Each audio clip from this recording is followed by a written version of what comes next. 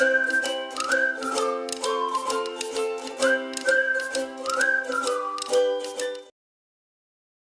And welcome students.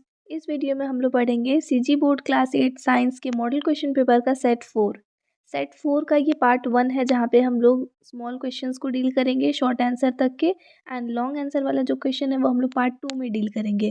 Part 2 वाला video आपको ये वीडियो एंड होने के बाद एंड स्क्रीन पे मिल जाएगा, तो आप वहाँ पे क्लिक करके देख सकते हो। इसके अलावा सेट 1, 2 और 3 के वीडियोज़ अगर आप देखना चाहते हैं तो उनका लिंक आपको डिस्क्रिप्शन में मिलेगा। साइंस के प्लेलिस्ट का लिंक है वो, आप उसको क्लिक करना एंड उसके बाद स्क्रॉल करके एकदम नीचे जाना, वहाँ पे आपको वीडियोस मिलेंगे सारे ही मॉडल क्वेश्चन पेपर के। साइंस के अलावा आपको maths, social science, English and Hindi के भी प्लेलिस्ट के लिंक डिस्क्रिप्शन में मिल जाएंगे, तो आप उनको भी चेक कर सकते हो। अब यहाँ पे देखते हैं ऑब्जेक्टिव टाइप क्वेश्चन जो सबसे पहले है। इससे पहले मैं बता दूँ, इंस्ट्रक्शंस वही सारे रहेंगे जो हम लोग सेट 1 में देखे थे। ऑब्जेक्टिव टाइप क्वेश्चन में फर्स्ट क्वेश्चन पूछा है, on increasing the frequency of sound what else increases, यानी कि जैसे ही हम लोग साउंड का फ्रीक्वेंसी इंक्रीज करते हैं ना, तो साथ में और क्या इंक्रीज हो जाता है। उसका पिच बढ़ जाएगा, उसका इंटेंसिटी बढ़ जाएगा, टाइम पीरियड बढ़ जाएगा या एम्पलीट्यूड बढ़ जाएगा।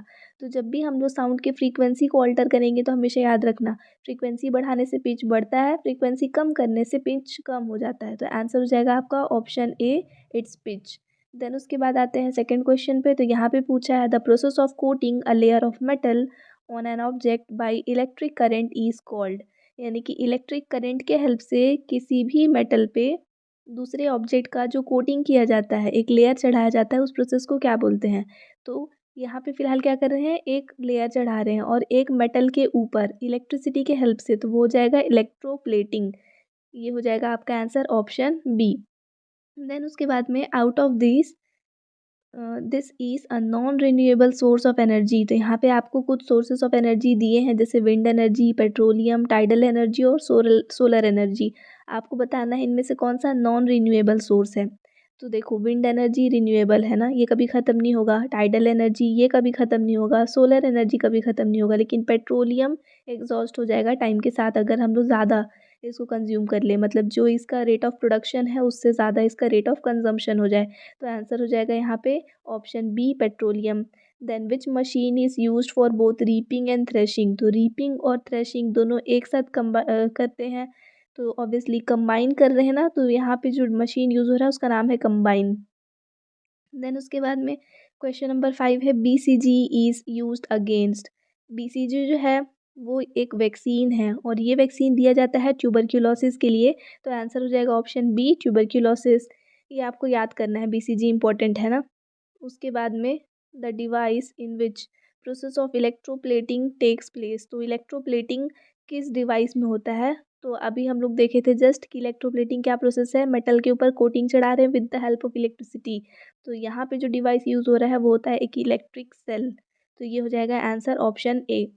देन आते हैं फिल इन द ब्लैंक्स में। Very short answer type question में फर्स्ट क्वेश्चन दिया हुआ है फिल इन द ब्लैंक्स का। तो 4 क्वेश्चंस एंड 4 मार्क्स। मैं आपको पहले बताई हूँ मार्क्स डिस्ट्रीब्यूशन, वैसा ही रहेगा यहाँ पे भी। तो so dash dash and dash are examples of metal. Metal का 3 एग्जाम्पल लिखना, आप अपने मन से कुछ भी लिख सकते हो। यहाँ पे गोल्ड, सिल्वर और एल्यूमिनियम दिया है, आप कोई भी 3 एग्जाम्पल्स लिख सकते हैं। Then combination of dash produces flame. किस चीज़ के कंबाइन होने से फ्लेम बनता है। तो यहाँ पे दिया है गैसियस कंबशन और कंबस्टाइल सब्सटेंस। तो आप आंसर लिखोगे यहाँ पे कंबस्टाइल सब्सटेंस या फिर combination of oxygen produces flame. Then number of oscillations per second of a substance is called its. मतलब कि एक सेकेंड में वो कितने बार ऑक्सीलेट हो रहा है कोई भी सब्सटेंस, कोई भी ऑब्जेक्ट, उसको क्या बोलते हैं। तो एक सेकेंड में वो कितने बार ऑक्सीलेट किया, इस प्रोसेस इसको बोलते हैं फ्रीक्वेंसी। तो आप आंसर लिखोगे यहाँ पे frequency. Then solar cooker is based on dash energy. Solar cooker है तो नेम में सोलर लगा है, दैट मीन्स सोलर एनर्जी होगा। तो ये इसका आंसर हो जाएगा। देन नेक्स्ट हम लोग अब आते हैं यहाँ पे, मैच द फॉलोइंग दिया है question number 8। 4 questions and 4 marks यहाँ पे भी। तो पेस्टिसाइड को आपको मैच करना है सबसे पहले। तो पेस्टिसाइड में मेल हार्मोन तो हो नहीं सकता। रॉ वेजिटेबल्स एंड फ्रूट्स भी पेस्टिसाइड का काम करते नहीं हैं। अब BHC और विब्रिया कॉलेरा दिया है। तो विब्रियो कॉलेरा, ये कॉलेरा कॉज करता है, कॉलेरा का वायरस है, तो ये आप यहाँ पे मैच करोगे, सॉरी बैक्टीरिया है। और इसके अलावा पेस्टिसाइड जो है वो है BHC, बेंजीन हेक्साक्लोराइड। जहाँ पे भी आपको क्लोरीन दिखता है वो पेस्टिसाइड या फिर डिसइंफेक्टेंट के फॉर्म में ही काम आता है। देन टेस्टोस्टेरॉन, ये हम लोग पढ़े हैं कि ये मेल हार्मोन का नेम है। एंड देन फाइबर, तो जो रॉ वेजिटेबल्स और फ्रूट्स होते हैं उनमें फाइबर प्रेजेंट होता है, तो ये यहाँ पे मैच हो जाएगा।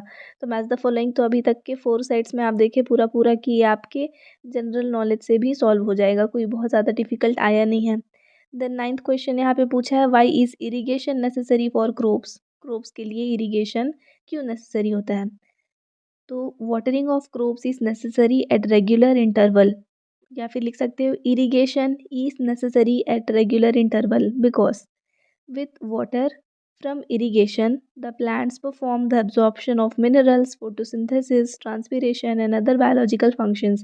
यानी कि जब प्लांट्स को वाटर मिलता है तो उसी वाटर के हेल्प से वो लोग अपने सारे ही लाइफ प्रोसेसेस को कैरी आउट करते हैं, जैसे कि मिनरल्स का एब्जॉर्प्शन, फोटोसिंथेसिस, ट्रांसपिरेशन और बाकी सारे बायोलॉजिकल फंक्शंस। इसीलिए इरिगेशन जो है वो नेसेसरी होता है प्लांट्स के लिए। देन नेक्स्ट क्वेश्चन है, what is nuclear energy. Nuclear energy क्या है वो आपको बताना है। तो जब कोई हैवी एटम जैसे कि यूरेनियम, वो जब ब्रेक होता है ना तो वो स्मॉल साइज्ड एटम्स में बन जाता है, टूट जाता है मतलब। और इस प्रोसेस में लार्ज अमाउंट ऑफ एनर्जी जो है वो लिबरेट होता है। इसी प्रोसेस को बोलते हैं फिजन, और जो एनर्जी यहाँ पे प्रोड्यूस हो रहा है उसको बोलते हैं nuclear energy. So when some heavy atom as uranium is broken into small sized atom, a large amount of energy is liberated. This process is called fission and the energy produced is called nuclear energy. देन उसके बाद में 11th question है, state true और false. यहाँ पे भी 4 questions 4 marks. All metals are solid at room temperature. ये हम लोग सेट 3 में आई गेस देखे थे, सेम क्वेश्चन था कि सारे मेटल्स जो हैं वो रूम टेम्परेचर पे सॉलिड होते हैं। अगर आपको स्टेटमेंट दिया है कि generally all metals are solid, तो यहाँ पे हम लोग लिख देंगे ट्रू। लेकिन सारे के सारे मेटल सॉलिड है, सिर्फ यही स्टेटमेंट है, तो आंसर हो जाएगा फॉल्स। देन उसके बाद में both graphite and diamond have same element carbon in it. तो यस, कार्बन मतलब ग्रेफाइट और डायमंड दोनों में ही सिर्फ और सिर्फ कार्बन ही प्रेजेंट होता है, और इसीलिए इन दोनों को बोलते हैं एलोट्रोप्स ऑफ कार्बन। तो आंसर हो जाएगा true. Then pesticides and weedicides are not harmful to human beings. यानी कि जो पेस्टिसाइड्स होते हैं पेस्ट को किल करने के लिए जो प्लांट्स में डाल रहे हैं, और वीडीसाइड्स यानी वीड्स को रिमूव करने के लिए जो डाल रहे हैं, वो दोनों ह्यूमन बींग्स के लिए हार्मफुल नहीं है। तो ये स्टेटमेंट हो जाएगा फॉल्स। ये सारे क्योंकि केमिकल्स हैं इसलिए वो हार्मफुल होंगे ही। Then in adolescence there is an increase in height. तो एडोलेसेंस के टाइम पे हाइट में इंक्रीमेंट आता है, ये स्टेटमेंट ट्रू है, तो आप यहाँ पे लिख दोगे ट्रू। ये हो गए 4 क्वेश्चंस। देन अब आते हैं शॉर्ट आंसर टाइप क्वेश्चंस में। यहाँ पे आपको फर्स्ट पूछा है difference between dysentery and diarrhoea. तो दो डिजीजेस हैं उनके बीच का डिफरेंस आपसे पूछ रहा है, तो ऑब्वियसली हम लोग इसमें कुछ भी लिख सकते हैं, लाइक इनके सिम्टम्स लिख सकते हैं, इनके कॉजेस लिख सकते हैं, इनके प्रिवेंशन मेथड्स को लिख सकते हैं। तो जैसे डाइसेंट्री है, तो डाइसेंट्री में क्रैम्प्स और स्पैम्स देखने के लिए मिलते हैं एब्डोमेन में, और जिसके वजह से मतलब ये आ रहा है अगर कहीं पे भी ना, अगर आपके एब्डोमिनल एरिया में अगर क्रैम्प और स्पैम्स देखने के लिए मिल रहे हैं, दैट मीन्स आपको फ्रीक्वेंटली बाउल्स हो रहे हैं और कंटिन्यूस बाउल डिस्चार्ज हो रहा है, और जिसके वजह से क्योंकि कंटिन्यूसली ये देखने के लिए मिल रहा है तो बाद में वहाँ पे ब्लड या फिर म्यूकस भी डिस्चार्ज हो सकता है। देन डायरिया में है कि स्पैम्स और क्रैम्प्स यहाँ पे भी देखने के मिलते हैं एब्डोमेन में, और फ्रीक्वेंटली वाटरी स्टूल्स देखने के लिए मिलते हैं। तो दोनों में ये डिफरेंस है। देन यहाँ डाइसेंट्री में देखेंगे कि स्लाइट फीवर रहता है, और स्लाइट फीवर प्रेजेंट हो सकता है। उसके अलावा द प्रोटोजुआ में even hurt the heart and spleen by passing through the walls of intestine. तो इंटेस्टाइन के वॉल से भी पास होने का कैपेसिटी होता है इस प्रोटोजुआ में, जिसके वजह से डाइसेंट्री हुआ है। तो वो वॉल से पास होकर के आपके हार्ट तक भी पहुंच सकता है, तो वो वहाँ डैमेज कर सकता है, और आपकी बॉडी में स्लाइट फीवर जो है वो हमेशा रहता है। डायरिया में वॉमिटिंग होता है, माउथ ड्राई रहेगा, आपको थर्स्टी फील होगा, इरिटेशन होगा, यूरिन कम पास होगा, या फिर स्टॉप भी हो सकता है, या फिर डार्क येलो कलर का यूरिन जो है वो यहाँ पे पास होता है। तो ऑब्वियसली यहाँ पे सारा कुछ सिम्टम्स से डिफ्रेंशिएट किया हुआ है। नेक्स्ट इसी में और करके आपको ऑप्शन दिया है, difference between noise and melodious sound. तो नॉइज़ और मेलोडियस साउंड के बीच में क्या डिफरेंस है ये बताना है। तो वो सारा साउंड यहाँ पे होगा, the sound which is not pleasant two years is called noise. ये लिखना आप यहाँ पे, ठीक है। तो वो साउंड जो हमारे ईयर्स के लिए प्लेजेंट नहीं होता है वो उसको बोला जाता है नॉइस। देन मेलोडियस साउंड में क्या हो जाएगा, वो साउंड जो प्लेजेंट होता है हमारे ईयर्स के लिए उसको बोलते हैं मेलोडियस साउंड। देन नॉइस में ये नॉन हार्मोनस वाइब्रेशन के वजह से प्रोड्यूस होता है, लेकिन यहाँ मेलोडियस साउंड जो है वो हारमोनियस वाइब्रेशन की वजह से प्रोड्यूस होता है। और जो हारमोनियस वाइब्रेशन है वो एक फिक्स्ड इंटरवल पे प्रोड्यूस होते हैं, जिसकी वजह से साउंड जो है वो मेलोडियस सुनाई देगा। देन नॉइस का एग्जांपल हो जाएगा जब किसी भी बुलेट को फायर किया गया है। और मेलोडियस साउंड का एग्जांपल हो जाएगा म्यूजिकल इंस्ट्रूमेंट्स का वाइब्रेशन। यहाँ पे आप लिख सकते हो horn of vehicles. Then question number 13, यहाँ पे आपसे पूछा है how is electrical energy produced in dams. Dams में इलेक्ट्रिकल एनर्जीज कैसे प्रोड्यूस किए जाते हैं। और करके एक ऑप्शन ऑप्शन दिया है आपको, व्हाट इज़ टाइडल एनर्जी। तो दो में से एक आपको अटेम्प्ट करना है। तो इलेक्ट्रिकल एनर्जी कैसे प्रोड्यूस करते हैं डैम्स में। डैम्स में वाटर एक्यूमुलेटेड रहता है, मतलब स्टोर किया हुआ रहता है, उसको फ्लो होने देते हैं फोर्स के साथ, जिसके वजह से जो टरबाइंस लगे हुए होते हैं ना वो रोटेट होने लगते हैं। और जब ये टरबाइंस रोटेट होंगे तो ये टरबाइंस कनेक्टेड रहते हैं एक शाफ्ट के हेल्प से जनरेटर पे, और वो जनरेटर जो है वो फिर इलेक्ट्रिसिटी प्रोड्यूस करने लगता है। तो ये तरीका होता है इलेक्ट्रिसिटी प्रोड्यूस करने का डैम्स में, और ये भी इंपॉर्टेंट क्वेश्चन है, ये इससे पहले वाले सेट्स में भी हम लोग देखे हैं। देन टाइडल एनर्जी का डेफिनेशन, तो यहाँ पे जो डैम्स है वो बनाए हुए होते हैं, जो सी होता है ना उसके माउथ के पास, मतलब जहाँ पे वो फ्लो हो सकता है, जहाँ से वो कोई रिवर निकल रहा है उसमें से, या रिवर आके उसमें मीट हो रहा है, वहाँ पे बनाया जाता है डैम। जब हाई टाइड होता है, मतलब जो वाटर का लेवल है वो इंक्रीज़ होता है, तो वाटर जो है वो फ्लो होने लगता है डैम्स की तरफ, जिसकी वजह से जो टरमाइन्स होते हैं वो रोटेट होते हैं। इन द सेम वे जब टाइड लो रहता है तो वाटर फ्लो होता है डैम के से होकर के सी में, जिसकी वजह से फिर से जो टरबाइन है वो रोटेट होता है। तो दोनों स्टेप्स हैं यहाँ पे, या तो टाइड हाई हो तब सी से डैम में जाएगा, और अगर टाइड लो है तो डैम से सी में जाएगा। दोनों ही केस में टरबाइन जो है वो रोटेट होना ही है, क्योंकि डैम और सी के बीच का जो कनेक्शन है वो टरबाइन के थ्रू है। तो जब टरबाइन जो है वो रोटेट होगा, ऑब्वियसली फिर हम लोग जस्ट अभी यहाँ पे देखे थे कि शाफ्ट के हेल्प से वो जनरेटर से कनेक्टेड रहता है। तो टरबाइन जो है वो जनरेटर से कनेक्टेड है, जिसकी वजह से इलेक्ट्रिसिटी या फिर इलेक्ट्रिकल एनर्जी प्रोड्यूस होगा।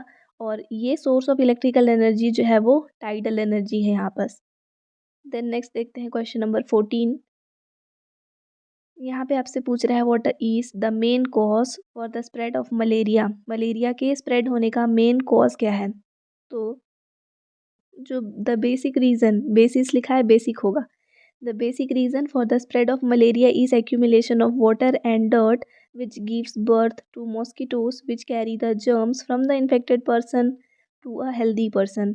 देखो मेन कॉज ऑफ मलेरिया यहाँ पे दिया है, तो वो है due to a parasite named plasmodium present in the saliva of female anopheles mosquito, या फिर present in the bite of female anopheles mosquito. ये आप लिखना, ठीक है। मैं रिपीट कर दे रही हूँ, the main cause of malaria is the protozoa plasmodium present in the bite of female anopheles mosquito, ये इसका कॉज है।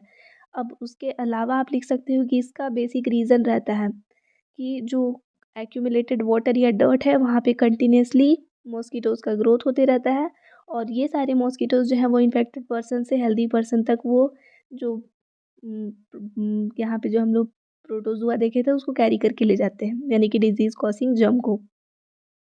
देन यहाँ पे और करके आपसे पूछा है what does the polio virus, where does the polio virus attack in our body. तो हमारे बॉडी में पोलियो वायरस कहाँ से अटैक करता है। तो पोलियो वायरस जो है वो बॉडी में एंटर होने के बाद, क्योंकि ये वायरस है ना, तो वो एंटर होने के बाद मल्टीप्लाई होता है रैपिडली हमारे इंटेस्टाइनल वॉल्स में, और उससे वो ब्लड वेसल से होता हुआ वो हमारे सेंट्रल नर्वस सिस्टम पे पहुंच जाता है, और सेंट्रल नर्वस सिस्टम को अटैक करता है। अब ये जो सेंट्रल नर्वस सिस्टम है वही हमारे लेग मसल्स को कंट्रोल कर रहा है, तो नर्व्स को स्टिमुलस मिलेगा ही नहीं, जिसकी वजह से जो लेग के मसल्स हैं वो वर्क करना यहाँ पे स्टॉप कर देंगे या फिर प्रॉपरली वर्क नहीं करेंगे, जिसकी वजह से जो हमारे लेग्स हैं वो इन्फेक्टेड हो जाते हैं, और लाइफ टाइम के लिए जो पर्सन है जो पोलियो से अफेक्टेड है वो यहाँ पे अपने पैरों से मजबूर हो जाता है बोलते हैं ना, तो वो चीज़ें आप देखे होंगे। तो ये हो गया पोलियो के वायरस कैसे अटैक करता है वो। देन यहाँ पे अब देखते हैं लॉन्ग क्वेश्चन आंसर को, जो कि क्वेश्चन नंबर 16 से मतलब 15 से स्टार्ट होगा। तो ये जो लॉन्ग क्वेश्चन आंसर है ये हम लोग नेक्स्ट वाले वीडियो में डील करेंगे। आई होप यहाँ तक आपको ये वीडियो समझ में आया होगा। तो इस सेट 4 का पार्ट 2 जो है वो फिलहाल आपको स्क्रीन पे डिस्प्ले हो रहा होगा, आप यहाँ पे क्लिक करके देख सकते हो। Thanks for watching and please do subscribe if you are new to our channel, and if you want to stay connected with us then join the Telegram link given in description.